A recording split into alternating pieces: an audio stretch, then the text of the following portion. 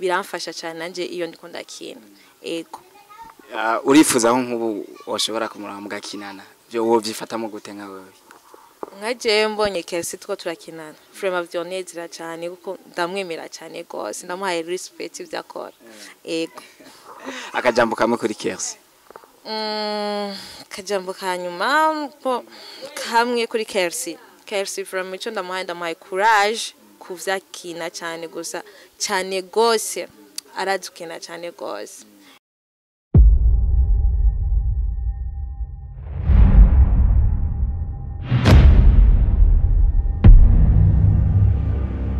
yes bakunzi ba TV Burundi mumeze gute mumeze fresh bakunzi ba Arcy Lucky bakunzi ba Pasi Class bakunzi ba entertainment yose muri rusangi bakunzi bo muvumburo bakunzi b'umusesanguzi mumeze gute mumeze fresh je nameze bomb sana no muserero bimeze gute ndabazaniye umwigeme ari muri entertainment no mukinyi wa mareresi no mukinyi wa makomedi ndamubonye ahantu nk'umusesanguzi ndamuciye ko yanze ifiriti z'ibijumba ngoma ndamwegere ndabe ko dushobora kuyaga ndamaza amajambo abiri cyangwa atatu nyimba muri cinema vyanse nyimba kinadahembwa ntavyo nzi reka tugende ku mutumurabe no muvumburo mugumane nanje ya Pasi twende ha yes bakunzi ba TV Burundi uwo mwigeme ari muri entertainment numu actrice mwiza cyane tumuvumbuye yanze ibijumba firiti z'ibijumba katumwegere tumubaza amajambo abiri cyangwa atatu kugira ngo ibintu bishobore kugenda neza ya bakunzi ba TV Burundi abakunzi ba Arcy Lucky abakunzi ba Pasi Classic abakunzi b'umusesanguzi murabizi ntitwisondeka ya umwigeme ngujya Pasi bereke Pasi umwigeme ngujya ari hagiye yitwa Grace muramuzi yakinye ahantu henshi yarakinye muri Kasuku yarakinye mabuja nangahe asa Grace umeze fresh umeze neza Grace turashaka kuvugira Grace bakuza yake TV Burundi babona gaciye yiruka ariko Pasi araducitse man ewe Pasi Class kani twisondeka ariko Pasi nwabwiye ko hazi muhiri wawe tugende dutegeza kumuvugisha tumuhaze ko muri cinema Grace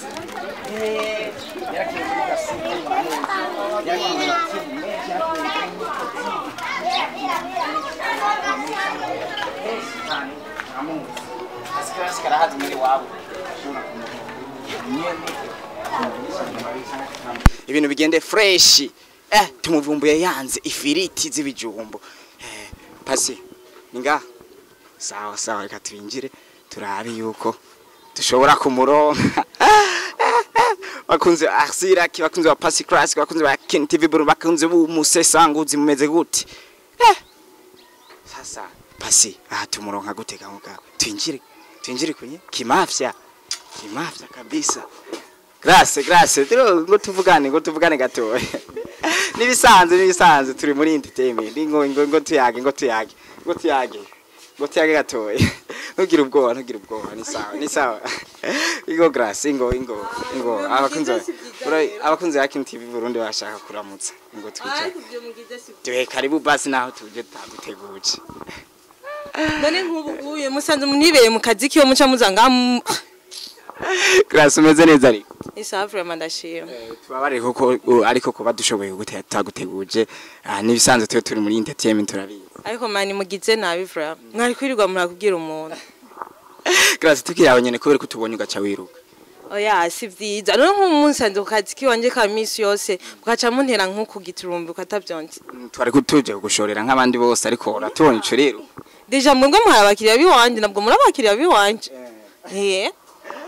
apare ivyo umeze neza ariko ego ndando vraiment ndashima watubabariye kugira dushobore kuyagata gashavu ibintu bimene neza ego nababariye n'ibintu bisanzwe bijya apare ivyo ndashaka kumenya nk'umusesanguzi hagikoresha umutayo ngana gute mani iryo nibanga ryanje shariko nyinjira mu buzima ego muri cinema vyanse gushika yaho uja kudandaza ifiriti z'ibijumbu cyawe bimeze gute umviriza misi yose kwama witegamiye mu cinema muri film oya mu bisanzwe utegezwe kugira ivyo ukora muri filme n'ibindi ukora ku ruhande Grace urashobora kudusangiza amakuru yo kuva mu gitondo gushika ino saa tukuboneye wiriwe umeze gute hari ikintu kibi cyo bacagucikiye uvuga ati ndashaka kugisangiza abakunzi ba TV Burundi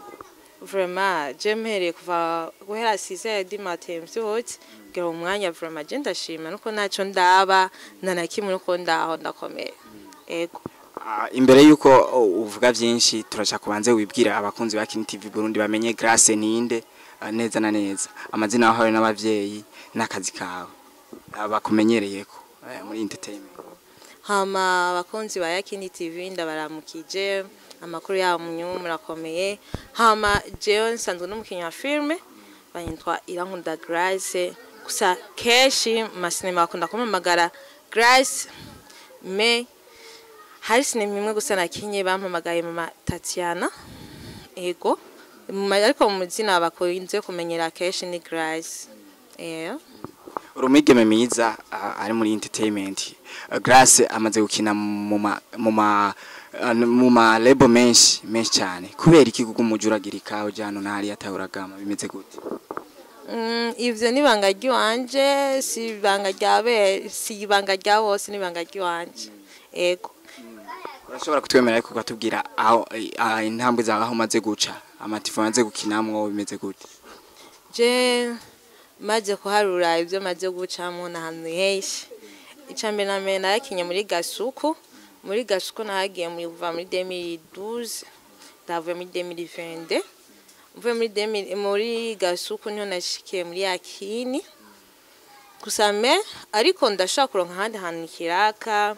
nko muri ntoze muri Niko TV ndashaka kuronka ikiraka nkagenda gukinirayo no muri Samuel TV ndaronka ikiraka nkaja gukinirayo umva ivyo nibiraka gusa ngendo nka ahantu hatandukanye hari n'izindi club nyene zo kumusaganye ntazi maze kuja gukiniramo ndumva kari nyinshi cyane.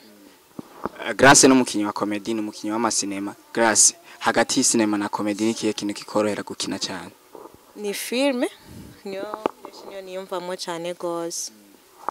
Turiko turakina filme ihore ukunda cyane wewe uvuga ati iyi bayimpaye ndanaryoherwa cyane kuyikina ni yahe? None waje basi icyo nosaba si abantu zira ko arankurikirana bazoje kuri YouTube cyangwa Facebook bandike Yakini TV Burundi bazobibona ivyo sanzwe nkina me ndakunda scene z'umama cyane gose. Ajya Grace yibonye akuva ryari kafite impano yo gukina film? Kuvuga ibintu by'Imana nabibonye kuva nkikiri mutoyi natanguye mu bintu by'amaeglise ntangura gukina amateatre niho mu nyuma rero nto naciye ndonka ndinjira muri ntoze Gasuku niho naciye ntangura gukinirayo. Grace birakunze gushika mwebwe abigeme ndetse n'umwana wari we wese iyo agiye mu kuja mu bintu mwe n'ivyo onye abavyeyi barakunda kumuhambarira bakamubwira ivyo bintu nibibi canke ibi nibi nizahe ntambamye wahuye nazo kugira ngo ushobore gutangura kwinjira mu ibintu neza. Ego iyo mpambamwe narayihuye nayo imbekomere yarampariye cyane amaze kumbona nyene ndiko ndakina avuga ati ivyo bintu wagiyemo sivyo na gato vamo ndavuga ati mva mama je nakunombuza atala yiwanje iri muri wanje siko me ikintu namba nacishizemo nigezwa kibamo asibanzo ndiki mbandanye umurimo wanje nyine birambere ntambamye cyane gose muri ivyo mbe yatangura kunsibira ati sinkene kukubona kusubira gukinayo ndamubwiye ati vraiment je nakunombuza kandi ari yo tarayi wanje kubera ko ushaka ko nicangaha aye kandi ufise tarajeo uganje je nakunonzibira tarayi wanje kankoresha impano yanje hama ibisigaye navyo bizuza mu nyuma. Niho rero naciye atarandekora avuga ati namba ari byo ufashe bandanya ndakurekuriye ndaguhaye nyine ukwidegemba muri ivyo kuko me ndazara abavyeyi benshi bankira abana ariko me ico nosaba abavyeyi namba umwana ubonye afise tarayi ikintu murekurira bandanya ego. Grace ugerageje kuraba aha mu Burundi dufise abakinyi b'amareresi benshi dufise abakomediye benshi ndashaka Grace abwira abakunzi ba Kin TV Burundi umukinyi w'amareresi umwe yemera gusumba abandi mu Burundi ndetse n'umukomediye yemera. Umukinyi w'amareresi nemera ngaha mu Burundi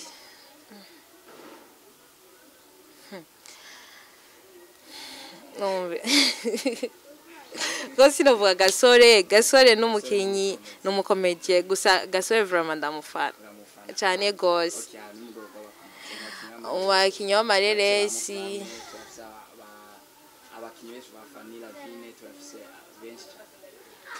abakinyi w'amareresi umuntu nemera dada akina mutimu y'uruguru nambari intuzeya Kersi cyane ndamufana. Kersi mu Nginzo TV uno mwigeme Grace aragufana cyane gose kubera ikigufana Kersi kuko Kersi ico namubonye ko arafise serie cyane mbe keshi ndakunda kumwiga ko konakina biramfasha cyane nanje iyo ndikunda kina ego urifuza aho nkubu washobora kumuramba mugakinana byo wo byifatamo gute nka wewe nkaje mbonye Kersi two turakinana vraiment vyonezera cyane kuko ndamwemera cyane gose ndamuhaye respect ivyakora ego akajambo kamwe kuri Kersi kajambo kanyuma kamwe kuri Kersi from ico ndamuhaye courage kuvyakina cyane gusa cyane gose aradukina cyane gose Grace wifuza yuko cinema ndundi uzoigeza uriko raraba intambwe uriko ratera mu gukina amareresi comedy wifuza kuyigeza hehe je ko nifuza kwanzoigeza me ibintu vyasana vraiment birampimbara cyane ariko aho mbona nozogeza nuko je sindabona jewe aho mbona nzogeza aho imana izonshikana niho nzoja ko sinovuga ati ngo je ndigije aha oya ntabwo ariko urifuza yuko cinema ukina zikundwa zikanakwirikiranwa no hanze mu makungu cyane gose ndabikeneye Grace uri kutegurira iki abakunzi bawe abakunzi ba entertainment n'abakunzi ba industry yose muri rusangi kugira ngo bashobore kubandanya baguronka ko bishasha uri kubategurira iki hari cinema muri ko murategura izoza vuba canke iyo musanzwe muri ko murakina hama je uko ndabibona ko ari filme two turategura nindi ndikundakina mino minsi muri Samuel TV vraiment cyo nabasaba bibanze barindire ibiri nyuma birashusha cyane gose ivyo two turategura biraje vuba nibitonde ego